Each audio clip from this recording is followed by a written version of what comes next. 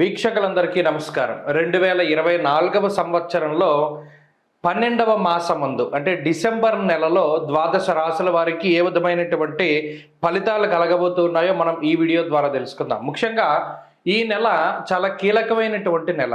ఈ నెలలో పెద్ద చెప్పుకోదగ్గటువంటి గ్రహ మార్పులేవి కూడా మనకి కనబడడం లేదు. ఒక్క 16వ తారీఖు నాడు మాత్రమే వృశ్చికంలో ఉండేటువంటి రవి ధనురాశిలోకి వెళ్తారు. దీన్నే ధనుర్మాసము అంటారు. అంటే తులా సంక్రమణం చేసేటప్పుడు ఏ విధంగా అయితే మనం గంగా స్నానాదులు లేదా ప్రయాగలో స్నానం ఇవన్నీ కూడా విశేషంగా చెప్పబడ్డాయో, రవి ధనురాశిలోకి సంక్రమణం చేసినటువంటి కాలాన్ని ధనుర్మాసంగా చెప్పారు. ఈ ధనుర్మాసంలో తిరుప్పావై చదువుతారు. విష్ణువుకి అతి ప్రీతికరమైనటువంటి మాసము మార్గశిర మాసము అంటారు. మాసేవ మార్గశీర్షోహం అంటూ ఉన్నది భగవద్గీత. భగవంతుడికి అత్యంత ఇష్టమైనటువంటిది. అలాగే ఈ ధనుర్మాసంలోనే మార్గశిర మాసంలోనే గీతా జయంతి వస్తుంది, ఏకాదశికి పౌర్ణానికి ఏమో దత్త జయంతి వస్తుంది. ఇలా విష్ణుమూర్తికి సంబంధించినటువంటి అవతారాలలో చాలా ముఖ్యమైనటువంటి అవతారాలకి సంబంధించినటువంటి విషయాలతోటి ఈ ధనుర్మాసము లేదా మన డిసెంబర్ నెల అనేటువంటిది ప్రాశస్త్యాన్ని సంపాదించుకున్నది. ఇంకొక ముఖ్యమైన విషయం ఏంటి అంటే మార్గశిర మాసంలో అనగా ఈ డిసెంబర్ నెల 2వ తారీఖు దగ్గర నుండి ప్రారంభమయ్యేటువంటి మాసంలో మార్గశీర్షే మహద్భయం, ఎటువంటి గృహారంభాలు చేయకూడదు, అంటే శంకుస్థాపనలు చేయకూడదు. గృహ ప్రవేశాలు చేయడానికి కూడా 16వ తారీఖు లోపు మాత్రమే ప్రశస్తమైనటువంటి కాలము. ఎందుకంటే అధమ పక్షంలో, అది కూడా మార్గశిర మాసంలో గృహప్రవేశం అనేటువంటిది కొన్ని గ్రంథాల్లో అధమ పక్షంలో చేయమన్నాడు. అంటే ఇక కాంటబట్టు మనకు అవకాశం లేదు అనుకునేటప్పుడు చేయమన్నాడు. కాబట్టి 16 లోపే గృహప్రవేశాదులు చెయ్యాలి. గృహారంభం అంటే శంకుస్థాపనలు చేయడానికి ఈ మాసం ఎంత మాత్రము కూడా పనికిరాదు. ఉన్న ముహూర్తాలు కూడా అంత గొప్పగా లేవు. కాబట్టి ఆ విషయం ఒకటి దృష్టిలో పెట్టుకోవాలి. ఇంకొక ముఖ్యమైన విషయం ఏంటి అంటే ఈ మాసంలో 16వ తారీఖు దగ్గర నుండి సంక్రాంతి నెలపడతారు.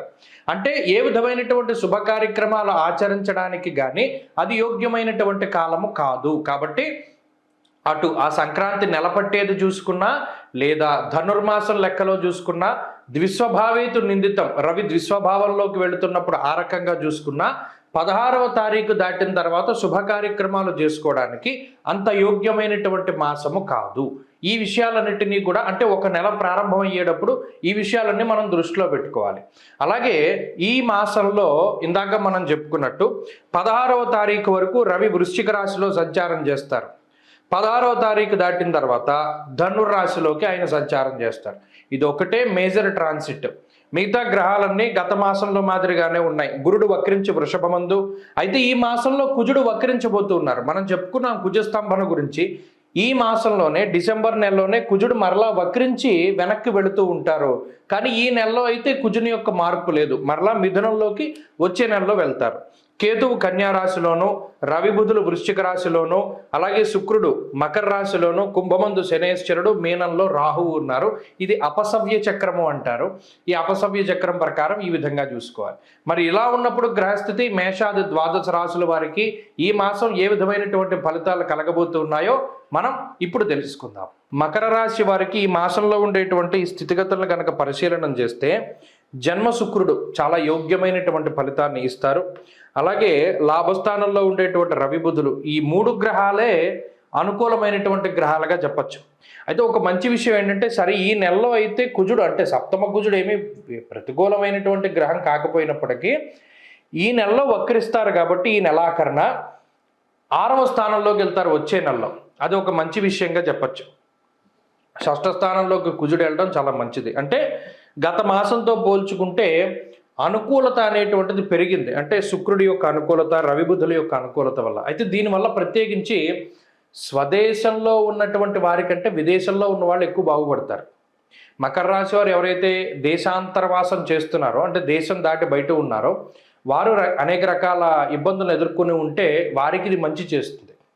మరి స్వదేశంలో ఉన్న వాళ్ళకో ఇది కొంత ఐశ్వర్య సంకేతమైనటువంటి విషయాలను సూచిస్తోంది. అంటే మానసిక ప్రశాంతత, తల్లిదండ్రుల ఆరోగ్యం, కుటుంబ సభ్యుల ఆరోగ్యం, అలాగే పెద్ద అన్నగారి యొక్క ఆరోగ్యం, అంటే మీకన్నా ముందు పుట్టినటువంటి వారి యొక్క ఆరోగ్యం, తోబుట్టువుల యొక్క సౌభాగ్యాన్ని కూడా ఈ గ్రహస్థితి సూచిస్తోంది.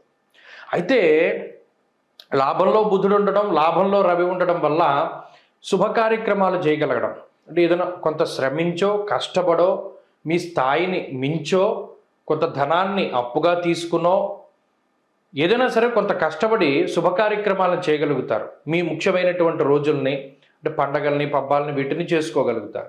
అలాగే శుభ కార్యక్రమాలను చేయగలుగుతారు. వివాహాది శుభ కార్యక్రమాలు లేదా పిల్లల పుట్టినరోజులను ఇంకోటి ఫంక్షన్స్ ఉన్నో ఏదో ఒకటి చేసుకోవడం ఇది ఒకంత ఈ మాసంలో జరగడానికి అవకాశం ఉంటుంది.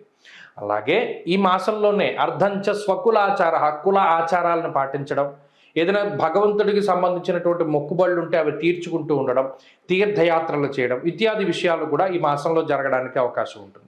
అంతేగాక కోర్టు కేసులు కానీ లేదా ఏదైనా న్యాయస్థానానికి సంబంధించినటువంటి విషయాలు కానీ ఏదైనా భార్యాభర్తల మధ్యలో ఏదైనా కోర్టు వ్యాజ్యాలు కానీ ఇవన్నీ ఉంటే వాటి మీద ఒక స్పష్టమైనటువంటి అవగాహన, ఒక తీర్పు ఇటువంటివి రావడానికి ఆస్కారం ఉంటుంది. వంశపారంపర్య ఆస్తిపాస్తులు ఏదైనా తగాదాల్లో ఉంటే, భూపరమైనటువంటి తగాదాలు ఉంటే అవన్నీ ఒక కొలిక్కి రావడానికి కూడా ఈ మాసంలో అవకాశం ఉంటుంది. ఇలా కొన్ని ఐశ్వర్య సంకేతమైనటువంటి విషయాలు జరుగుతూనే సదాక్లేశం వృధావైరం సతతం కార్యనాశనం అంటే ఏదో ఒక రకమైనటువంటి మానసిక అశాంతిని కలిగింపజేసేటువంటి ఆలోచనలు, భవిష్యత్తులో దీనివల్ల ఇబ్బంది వస్తుందేమో అనేటువంటి ఆలోచన వల్ల ఇప్పుడు బాధపడుతూ ఉండడం, అనవసరమైనటువంటి తగువులు, అనవసరమైనటువంటి మాట పట్టింపులు ఇవి కొంత మిమ్మల్ని ఇబ్బంది పెడుతూ ఉంటాయి. దీనివల్ల కొంత మానసికమైన భయం వస్తుంది. అంతేగాక ఇక్కడ బంధుమిత్రుల యొక్క సహాయ సహకారాలు ఏమీ లేవు. మీరు ఎంత ఫంక్షన్ చేసినా ఎంత ఇది చేసినా కూడా బంధుమిత్రుల యొక్క సహకారం ఉండదు. కేవలం మీ యొక్క స్వశక్తిని నమ్ముకునే ముందుకు వెళ్లాల్సి వస్తుంది. అది కూడా కొంత ఇబ్బంది పెడుతుంది. కాబట్టి ఈ రకమైనటువంటి పాజిటివ్స్ నెగిటివ్స్ ఉన్నాయి. అయితే ఆర్థికంగా ఈ మాసం బాగుంది, ఉద్యోగపరంగా వ్యాపారపరంగా ఈ మాసం బాగుంది, కొత్తగా ఏదైనా చేయడానికి కానీ లేదా కొత్తగా ఏదైనా ప్రారంభం చేయడానికి కానీ బాగుంది. కాబట్టి ఈ రకమైనటువంటి పాజిటివ్ నెగిటివ్స్ ఉంటాయి. కాబట్టి నెగిటివ్స్ని తగ్గించుకోవడానికి ఏం చేయాలండి, ఎక్కువ దక్షిణామూర్తి ఆరాధన కానీ దత్తాత్రేయుని యొక్క ఆరాధన కానీ అంటే సిద్ధమంగళా స్తోత్రాన్ని ప్రతినిత్యం పారాయణ చేయండి. వీలుంటే చక్కగా దత్తక్షేత్ర సందర్శనం చేయండి. ఈ మాసంలో మంచి ఫలితాలు సంప్రాప్తమవుతాయి. స్వస్తి.